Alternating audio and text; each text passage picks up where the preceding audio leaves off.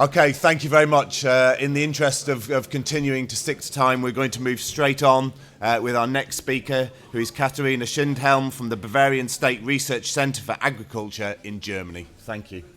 Thank you for the introduction. Hello, ladies and gentlemen. Before I get started by telling you about developing a lameness detection model, I want to quickly tell you something more about me.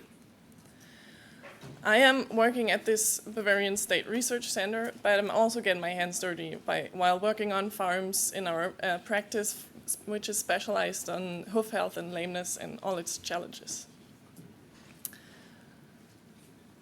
The challenges in individual health monitoring. The problem is that, as Becky Way found out in 2002, farmers only recognized a quarter of their actual prevalence in their herd in lameness. 9 years later, in Czech, a similar study was conducted where farmers only found a fifth of their lame cows in their herds. So the increasing size of the modern dairy herds even adds up to this problem with a lower surveillance rate per individual. That is why we want to help farmers identifying their lame cows with an automatic system. Like this cow on the video, I guess everybody, I hope you can see this in the video, everybody would say that this cow is definitely lame. But we're sitting here in this convenient place and looking at the video on, and we only see this cow and we got a lot of time. The farmer getting maybe one glance during daily routine in his farm, if so, will probably overlook this cow as a lame cow. This is why we want to automate lameness detection. What do we need for this if we want to do it with behavior and performance data? We need to know what the suitable parameters are. So we have to find that out, and then we have to find the link between these parameters and the lameness status of the cows. After we've developed a kind of a calculation model, we still have to validate it in other cows, in other herds, and so on, and obviously develop it further. That is what we tried in our research farm in Bavaria. We have a herd of 65 Schindhelm cattle, and we observed them from April 14 to May in 2015. We observed performance, behavior, and lameness status, which was in detail, milk yield and live weight, which derived from an automatic milking system that had an integrated scale. We had weighing troughs that measured the feed intake in quantity and duration and frequency of the visits to the trough.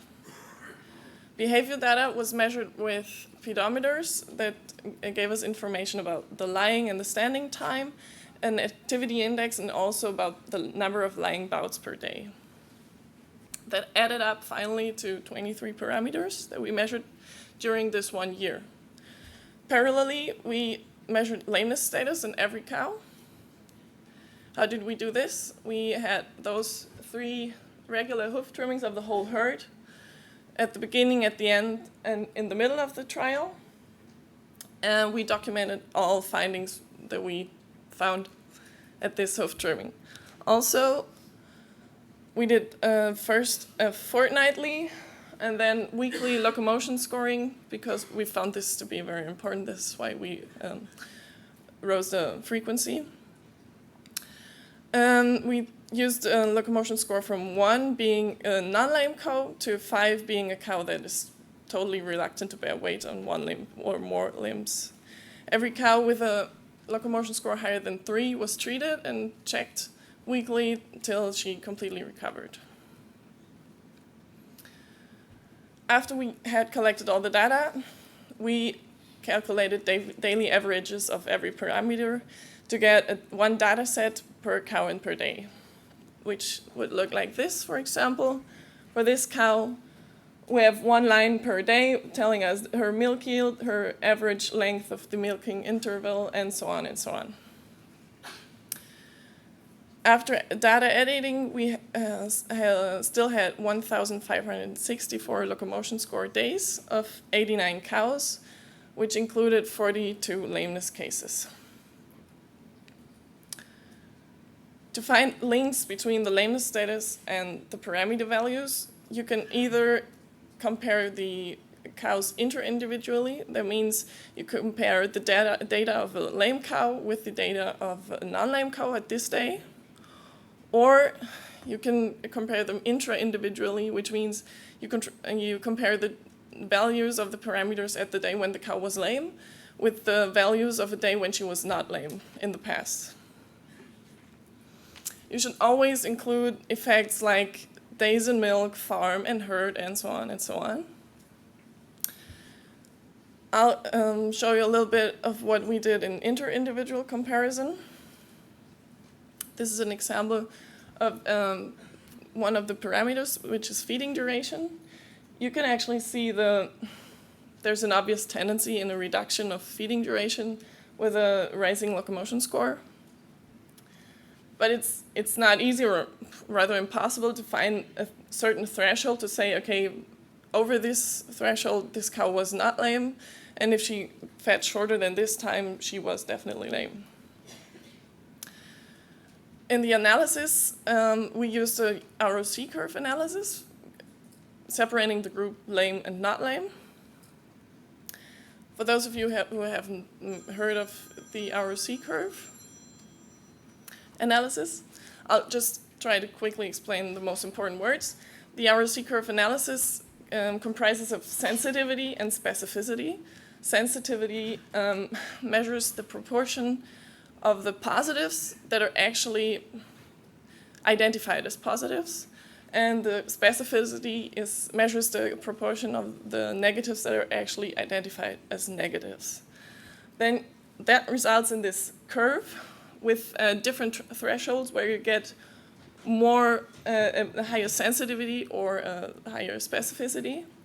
A perfect curve would look like a triangle and go this way, and a complete random distribution of the values of the parameters for lame and non-lame cows would be a curve that goes like this line. To compare the power of a test to define a cow as lame or not lame, as in this case, we are talking about the area under the curve, the AUC, which obviously for a perfect test would be 1, and for a complete random distribution would be 0.5. For the feeding duration in this case, this was 0.75. We are talking about a good test that above 0.8. So a result of 0.75 is rather good, but definitely not good enough. We did this analysis with all the 23 parameters. And these are some of the results.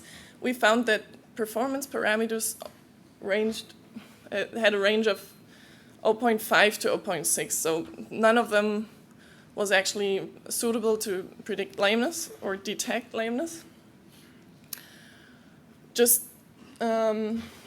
Which is what I think a very interesting point, because we found that milk yield does not drop immediately from the onset of a lameness, which is, I think, very important, because farmers often say, well, she still has like 20, 30 kilos milk per day. Why? She can't be, she must be good. She can't be serially lame. And this is a very important information, I guess.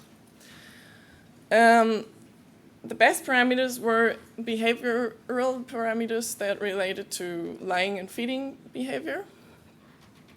As I just said, the feeding duration and the number of visits to the trough, which decreased with increasing lameness score, and the duration of lying and duration of lying bout, which increased with an increasing locomotion score. As Nigel already said, lying time, absolute lying time, is definitely not as good as the lying bout duration or the number of bouts. So all these results are in accordance to other research results. So performance parameters are not suitable, and single parameters are not specific enough to use them for lameness prediction. So what we tried to do is combine the best parameters in a calculation model and added the effects of days in milk and numbers of lactations. And we could raise the AUC to 0.84, which is fairly good. But obviously it's just for our farm and our herd, so there's definitely room for further development. This is sensitivity and specificity of this model. We've also got some preliminary results for the intra-individual comparison. We have no combined models yet, but in the single parameter models, the duration of lying bout was the best one. We did a distributed lag model, which basically means that we went back 6 days from the day of lameness observation and took all these values into the function to predict if the cow was lame or not. It was cross-validated, but unfortunately we could only include 9 animals, which is why the significance of the results might be debatable, but they're still very interesting, I think. We rose the sensitivity to 92% and got a specificity of 82%. To conclude, performance parameters seem to be very unsuitable for lameness detection, but behavioral parameters, especially related to feeding behavior and lying behavior, are definitely suitable. There's a lot of room for further development, and we definitely have to validate these algorithms. But a very important point is what I think, the data derived from those modern pedometers that measure feeding time and lying time are not only suitable to detect heat, but also detect for lameness detection. Yeah, any questions? Great.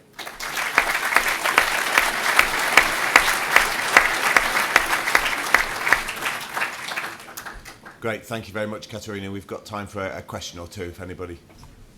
So we've got Hi, Aurora Villarreal from the US.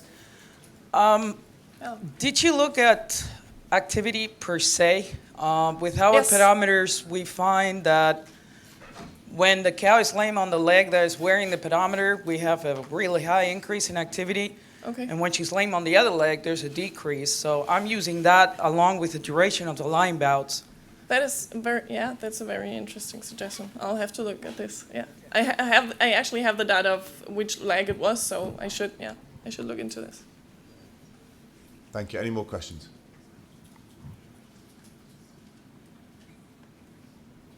Great, thank you. In which case, thank you very much, Katharina.